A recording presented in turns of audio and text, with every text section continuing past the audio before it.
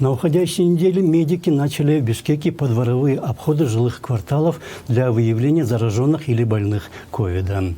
Правительство сообщило, что в связи с пандемией процесс банкротства в отношении субъектов предпринимательства приостановлен до 1 января.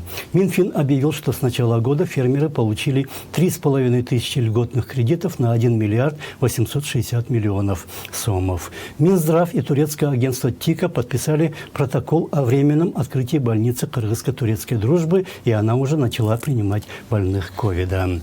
Открылись после карантина детские сады. Детей в них принимают по справкам от педиатров. Депутат Туманбаева заявила в парламенте, что медики не получают обещанных компенсаций за работу во время пандемии или получают их в сильно усеченном объеме. В соглашении между Россией и Кыргызстаном о российской военной базе в Канте внесены поправки об увеличении ее территории, возможности использования беспилотников и ремонте взлетно-посадочных полос.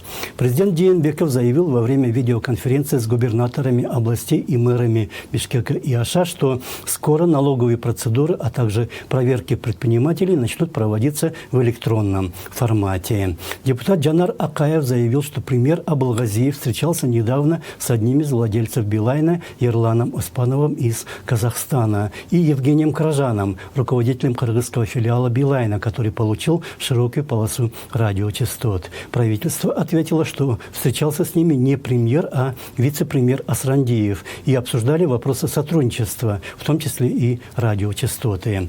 Ушел в отставку зампред ГКНБ Жакыпбек Байымбетов. Некоторые депутаты говорят, что в связи со скандалом по радиочастотам. Глава Международного делового совета Аскар Сыдыков заявил, что продажа радиочастот была законной, а цена обоснованной. Глава профсоюза работников горно-металлургической отрасли Таджибаев сообщил, что по вине Минфина гидрогеологи уже 5 месяцев не получают зарплату. Президент назначил заместителем директора госкадровой службы Абдулазима Курманова вместо Калыбека Алышпаева. В Бишкек прибыл новый посол Узбекистана Хуршед Мирзакидов, который ранее был министром информационных технологий и главой национальной телерадиокомпании. Новым судьей Конституционной палаты стал доцент юракадемии Джамиль Шашиналиев.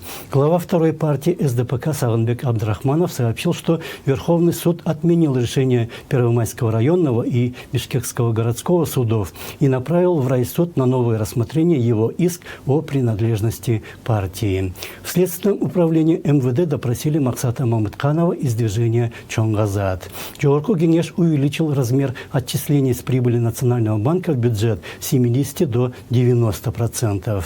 Минэкономики предложил легализовать майнинг и обложить его налогом. В связи с задержками при проверке грузов на КПП «Актилек» прошла двусторонняя встреча представителей Кыргызстана и Казахстана.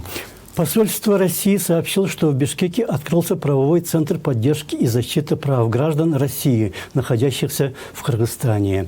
Глава Нацэнергохолдинга Назаров сообщил в парламенте, что из-за курсовой разницы долги энергосектора выросли на 3,5 миллиарда и достигли 110 миллиардов сомов.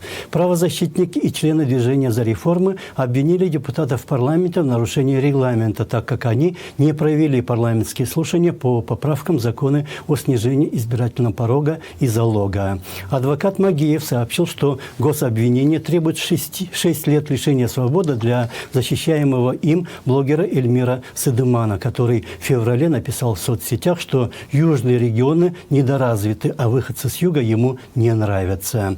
Общественный фонд «Гражданская платформа» провел онлайн-конференцию по законопроекту об НКО. В ней приняли участие и депутаты Жогорку Кеңеша. Прошел первый онлайн-митинг «Тажадым», в ходе которого граждане, выкладывая текстовые и видеообращения, выражали недовольство ситуацией в стране. Вице-спикер парламента Мирлан Бакиров вышел из партии «Өнүгүү Прогресс» и возглавил партию «Мекеним Кыргызстан».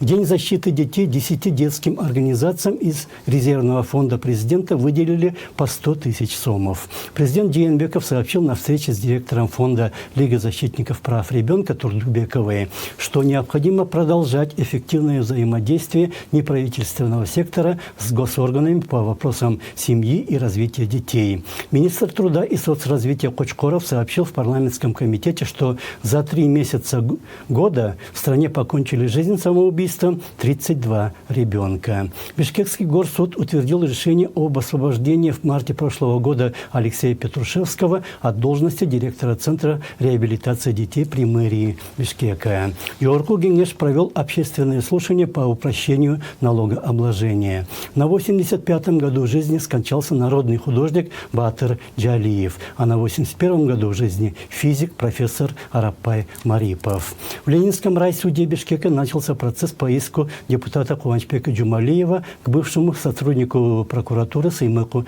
Джапыкееву, который обвинил депутата в том, что его богатства заработаны сомнительным путем. В деле по убийству брата Аиды Соляновой Улана прокурор потребовал пожизненного заключения обвиняемым Асанамиру Абыкулову и Ермеку Османкулову.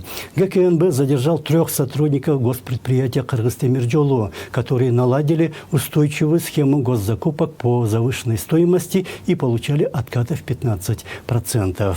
В деле по ремонту исторического музея в Бишкеке и ипподрома в Чолпанате прокурора попросили лишить Сапара Исакова свободы на 20 лет с конфискацией имущества в совокупности с делом по ремонту ТЭЦ. Мэрия Бишкека вынесла на обсуждение проект постановления о лишении бишкекского ипподрома статуса памятника архитектуры, чтобы снести его и построить новый. Родители выпускников школ заявили, что в некоторых школах Бишкека за аттестаты зрелости требуют по 1000 сомов, хотя они бесплатные.